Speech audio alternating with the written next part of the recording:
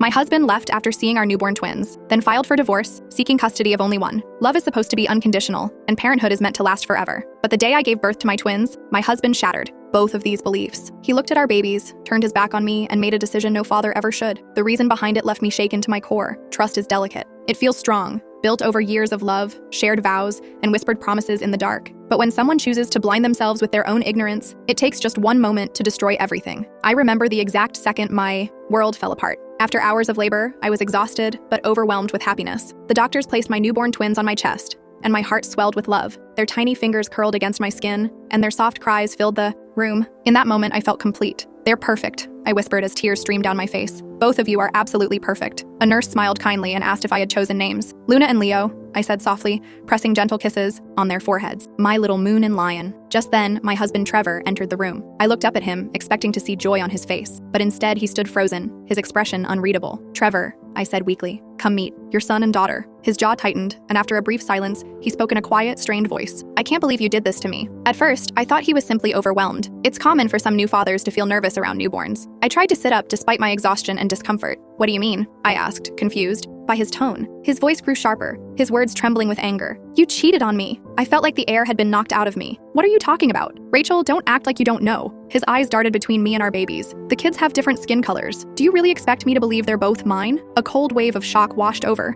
me. I looked down at them. Leo, fair-skinned like his father, and Luna with a deep caramel complexion. I had been so overwhelmed by their perfection, by their tiny noses and chubby cheeks, that I hadn't fully noticed what he was seeing. "Trevor, please," I said, holding Luna closer as she began to whimper. "These are your children, our children." "Stop lying," he snapped, making Leo startle and cry. 7 years together, and this is what you do to me?" My heart pounded as I desperately tried to reach him. "Trevor, I swear to you, I haven't." He shook his head, stepping back like he couldn't bear to be near me. "You really thought I wouldn't notice?" I reached for his hand, hoping to reassure him, but he pulled away. "Trevor, please," I begged, my voice breaking. "Look at them. Really look at them. They're ours. Both of them." He let out a hollow, bitter laugh. "I'm not raising another man's child." And just like that, he turned and walked out of the room. "They need their father," I cried after him. "We need you." But he didn't stop. The only sound was his footsteps fading down the hospital corridor. I waited for him to come back. I told myself that he just needed time, that the shock would wear off, and he would realize how ridiculous he was being. I imagined him walking through the hospital doors, apologizing and holding our twins in his arms. We would laugh about the misunderstanding and everything would go back to normal, but he never came. By the time I was discharged from the hospital, the harsh reality crashed down on me like a collapsing bridge. My mother was waiting for me at home,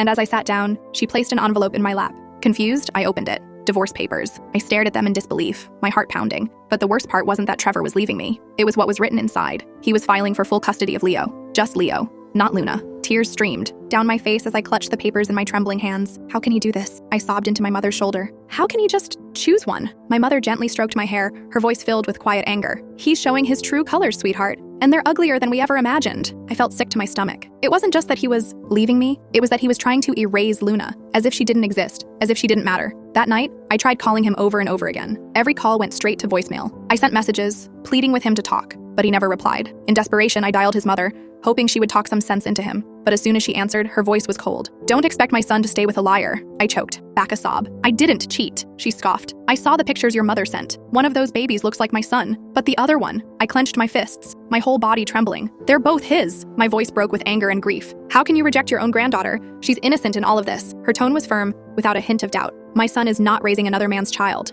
I felt like the ground had been ripped out from under me. They had already decided. They didn't care about the truth. They weren't even willing to consider it. Fine. If they wouldn't believe me, I would get the truth in writing. Since Trevor refused to listen, I did the only thing I could. I demanded a DNA test. A week later, both of our families gathered at the doctor's office. My parents sat beside me, their faces tense with anger and frustration. Trevor sat stiffly across the room, arms crossed, his jaw tight. His mother leaned in and whispered something to him, a smug expression on her face. "This is unnecessary," she muttered loud enough for us to hear. "We all know what the results will say." My mother, calm but firm, stepped forward. "Then you won't mind waiting for them, will you?" The room fell silent as the doctor walked in, holding a folder. He cleared his throat and adjusted his glasses. "The DNA test results are in," he said, flipping through the pages. He looked up at Trevor and his mother. "Both children share the exact same parents. Biologically, Luna and Leo are twins." Silence. Trevor's face drained of color. His lips parted slightly, but no words came out.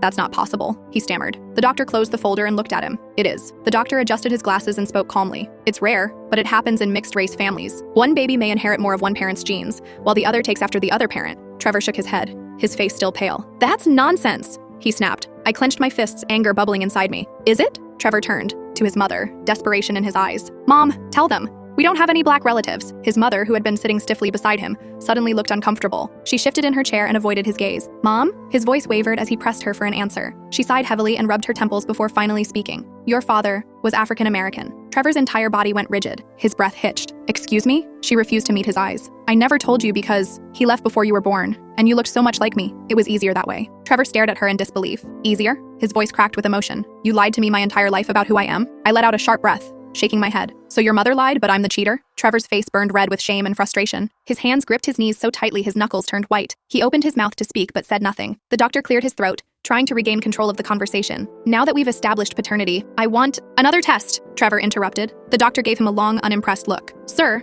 the results are conclusive. There is no mistake." I turned to Trevor, my voice steady despite the pain in my heart. "Do you still think I cheated?" Trevor's lips parted, but no words came out. He looked around the room as if searching for an escape. Then, without another word, he stood up and stormed out. His mother quickly followed, not even glancing in my direction. But it wasn't over. Trevor refused to accept the truth. He took me to court, trying to twist every fact he could to his advantage. He wasn't fighting for both of his children, only Leo. He wanted custody of our son and planned to leave Luna behind as if she didn't exist. But the judge, she saw right through him. "You're asking for full custody of one twin while completely disregarding the other?" she asked, clear disgust in her voice. "Do you understand what you're proposing? To deliberately separate twins at birth?" Trevor's lawyer fumbled for an explanation, but there wasn't one. No excuse could justify what he was trying to do. I took a deep breath, my voice unwavering despite the tears in my eyes. "Your Honor," I said, "my children deserve better than a father who chooses between them based on how they look. They deserve to be loved equally and unconditionally." When the case finally ended, I had full custody of both of my children. Trevor got nothing. No parental rights, no weekend visits, no say in their lives. I walked out of that courtroom with my babies in my arms and my head held high.